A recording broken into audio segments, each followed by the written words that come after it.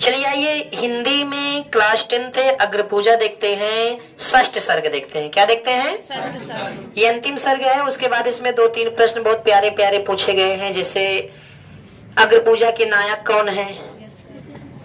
फिर एक प्रश्न इसमें पूछा जाएगा कि अग्र पूजा खंड का आपका विस्तार पूर्वक वर्णन कीजिए। तो 2 प्रश्न हमें और पढ़ना है। तो ये लास्ट षष्ठ सर्ग है। इसमें बताया गया है कि जो भाग्य में लिखा है वही होना है, इसे कोई टाल नहीं सकता। जो भाग्य में लिखा है वही होना है, इसे कोई टाल नहीं सकता और यह होकर ही रहता है। शिशुपाल की मृत्यु के बाद मृत्यु के बाद राजसूय यज्ञ विधि पूर्वक चला। राजसूय यज्ञ विधि पूर्वक चल रहा था। व्यास धौम्य और 16 ऋषियों द्वारा यह यज्ञ संपन्न हुआ। व्यास धौम्य और 16 ऋषियों द्वारा यह यज्ञ संपन्न हुआ। धर्मराज ने विद्वानों को, ब्राह्मणों को सम्मान दिया, सत्कार किया और उन्हें बड़े सम्मान से प्रचुर मात्रा में मतलब कि दक्षिणा दिए और उनको विदा कर दिए। दक्षिणा देते हैं ना ब्राह्मणों को, दक्षिणा के रूप में बहुत कुछ हो सकता है। दक्षिणा के रूप में बहुत कुछ हो सकता है, कुछ भी हो सकता है, मतलब कुछ भी हो सकता है।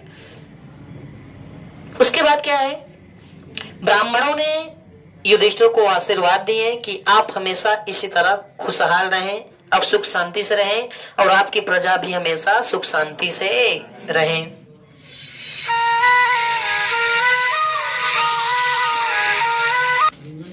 तो उसके बाद क्या हुआ, फोन आ गया था भैया, थोड़ा से उठाना पड़ गया। उसके बाद क्या हुआ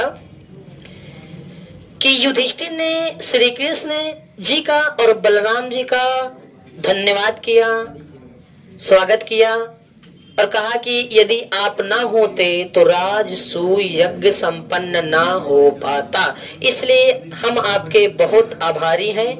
आपके बिना राजसूय यज्ञ संभव नहीं है। ठीक है ना, आपके बिना राजसूय यज्ञ संभव नहीं है। एक बार फिर से दोहरा लीजिए, आवाज आ रही है क्या कहीं से? ठीक है ना, सब बात को ध्यान दीजिए।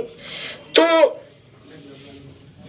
षष्ठ सर्ग में है उपसंहार है। अंत में क्या इसका निष्कर्ष निकलता है? उपसंहार मतलब क्या निष्कर्ष निकलता है, लास्ट में वो है। देखिए लास्ट में कहा गया कि भैया जो भाग्य में बदा होता है उसे कोई टाल नहीं सकता, वही होता है जो भाग्य में बदा होता है, इसे कोई रोक नहीं सकता।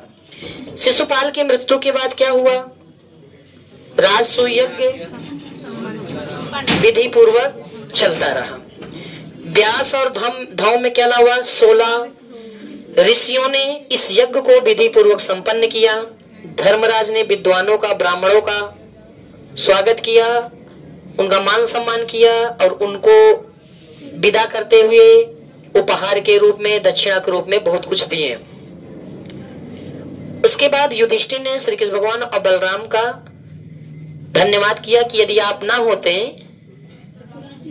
तो राजसूय यज्ञ संभव नहीं था।